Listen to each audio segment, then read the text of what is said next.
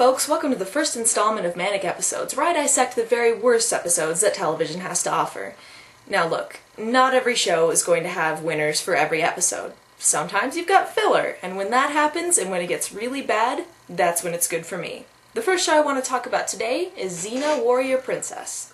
Xena is an awesome show. It got just the right balance of camp and drama, not to mention the fact that the leads kick ass. So when the star of your action show becomes pregnant and can't really make with the action so much, what do? You start with the filler. Case in point, Season 5, Episode 15, Married with Fishsticks. Pop quiz! When you think of Xena Warrior Princess, what's the very last thing that comes to your mind? Is it A, a sitcom-style episode complete with laugh tracks, B, time-traveling antics involving the actors meeting the characters, or C, a parody of a 1980s romantic comedy starring Goldie Hawn? If you answered C, you're correct, but in this situation, everybody loses. This episode takes place after Xena has her child, and Gabrielle is watching the baby. Xena comes out in her trying to hide that she just had a baby outfit, and Gabrielle wonders if she's lost her touch as a mother. It was this whole thing where she had an evil god baby and had to kill it. It happens. Though, can she really say she's lost her touch as a mother if her last baby was an evil half-god who became fully grown in like 2 episodes? She never actually had to do anything, so I guess the start of this episode is already pretty contrived. The contrivedness is interrupted when Sam Raimi's brother, Joxer, the comic relief, shows up with some food for the baby. What's this? You asked for baby food. Baby back ribs are not baby food, Joxer. If you're not familiar with Joxer, he's basically retarded. He's a pretty great side character, actually, though he basically became the damsel in distress once Gabrielle learned how to fight. In the random town of the week, the gods Aphrodite and Discord are having a bitch fight because that's basically what the gods do in this show. They start to wreck the place up, and Gabrielle is knocked into the water. Standard episode so far, I guess that means... Oh wait, no, I forgot that this episode has nothing to do with Xena or anything in the show. Oh, and also mermaids, because this tale of whimsy would be incomplete without them. Get it? Tale? Thank you. This episode doesn't even have anything to do with any of the characters on Xena. It's all just actors from the show playing different characters in an elaborate dream sequence. Spoiler, sorry. So Gabrielle wakes up with no memory and a tail, but she is helped by her husband, Hagar, who introduces her to their children.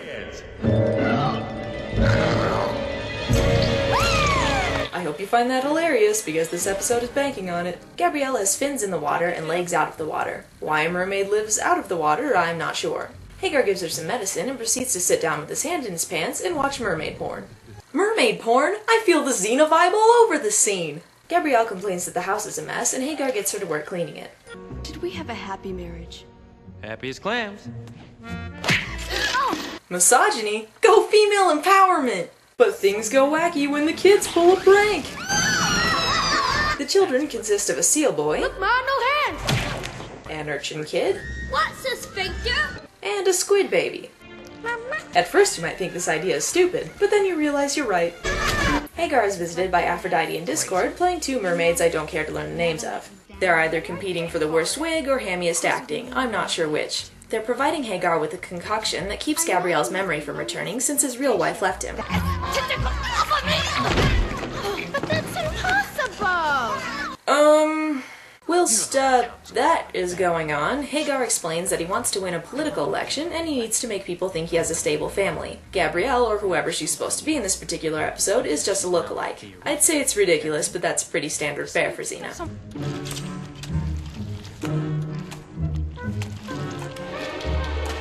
You creepy! It's not cute, guys! Who are you? Only your best friends in the whole world? Marie Antoinette and Betty Rubble, of course. Aphrodite and Discord take Gabrielle to the local club. Yes, because all of these things existed in ancient Greece. There's anachronisms, and then there's just ridiculous people. Let's get those fins in gear. It's time to exercise. Ow! Please, something interesting happen. Please. On to the random council of fat guys in Hawaiian shirts, Hagar is campaigning to be president of... the mermaids, I guess. They never really explain. All I know is that Ted Raimi should not be in a mesh tank top. Oh goody, back to this gag again. Attempted murder and false tension? Oh boy! It's okay though, because she saved through impossible physics. How did I do that? It's a stupid dream episode, and a really obvious dubbed over stunt double. Wow. Guys, come on! Hagar returns home from work, although I'm not sure what he actually does, and Gabrielle lectures him about cleaning the house and raising the kids. This is of course completely demeaned when he gets her to wear a ridiculous pink nightie. Xena, warrior princess! Gabrielle asks about the first time they met, and we're treated to another anachronistic film homage.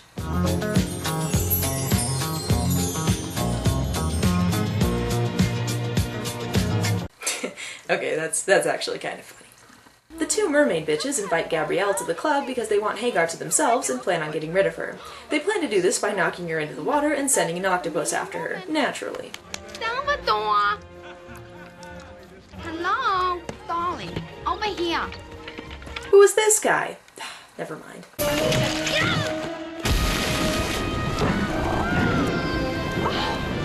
Oh no, obvious stunt double is in trouble.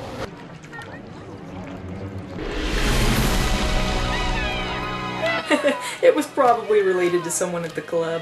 Hagar asks Gabrielle to remarry him after fixing dinner for the family, and she gladly accepts. And that is randomly there. Xena, warrior princess, ancient Greece, kick-ass women fighting warlords. You know, nothing on screen right now. Why is he wearing shorts and socks to his wedding? Why? Anyway, Hagar wants to tell Gabrielle about who she really is, and she begins to remember her life as...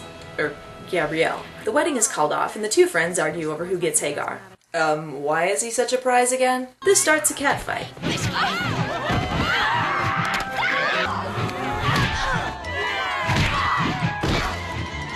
I'm going to enjoy taking that ring off your seven finger!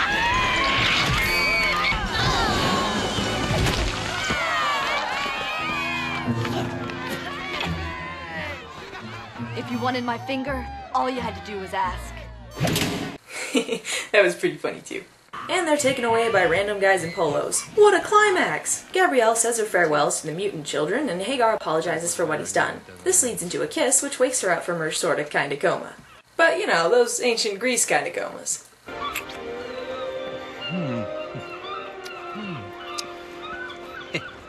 What are you doing? Well, apparently, just what you've always wanted. How dare you save my life! I shall beat you for the sake of comic relief. And Xena makes her second appearance in this episode in time for Gabrielle to realize that at least in her head, she's a good mother. This episode is filler, and confusing filler at that. It's gone down as one of the worst episodes of Xena ever made. And I love it. I don't know what it is about it, but there's something about how bad it is that draws me in. So here's to you, Married with Fishsticks. I salute your mediocrity.